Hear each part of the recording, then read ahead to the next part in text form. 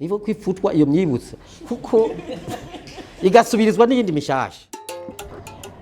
Mu mico tugiye mu mico n'imigenzo yo ngaha mu Burundi hari imigani imwe imyibutsi imwe ititura agateka k'abakenyezi.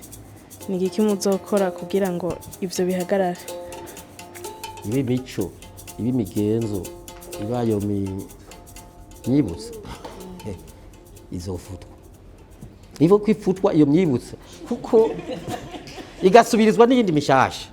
Kuko cyambu cyantuze harabavuga bati amase ya kera ntagiho mu rutaro.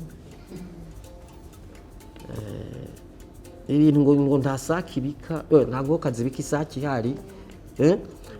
Iyo migani kuzoyikuraho hanyuma hagaca hashingwa iyindi myibutsa canke iyindi mico mishasha yo kwigishwa mu mashure, mu bigo mwene ivyo by'abakenyezi. Hari ibigo byinshi by'abakenyezi bifasha abakenyezi gutera imbere ikigishwa, hanyuma leta nayo nyene igafasha, kuko idafashije umva ni ikintu gikomeye cyo kwigisha. Burya bifatanye na bya bindi twigira kuvuga ko umukenyezi aguma nawe yisuzugura. Ni inyigisho icya mbere, hama no kurara ingene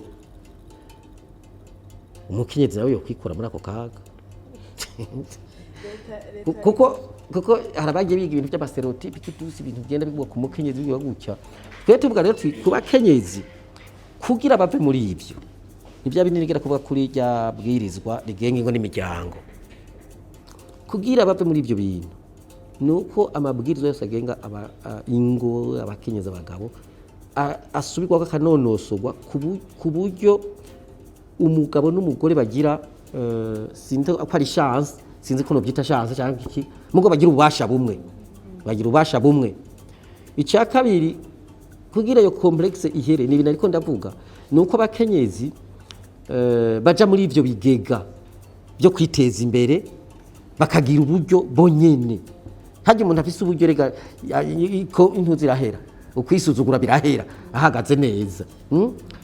Nuko kandi hoba n'ibya bigatwavuga boza barakoreramwe, niho honyine bizoshoboka iyo ntuze igahera ikagabanuka iyo complex. Kandi iyo myibutso burya ngo bazoyigendera iki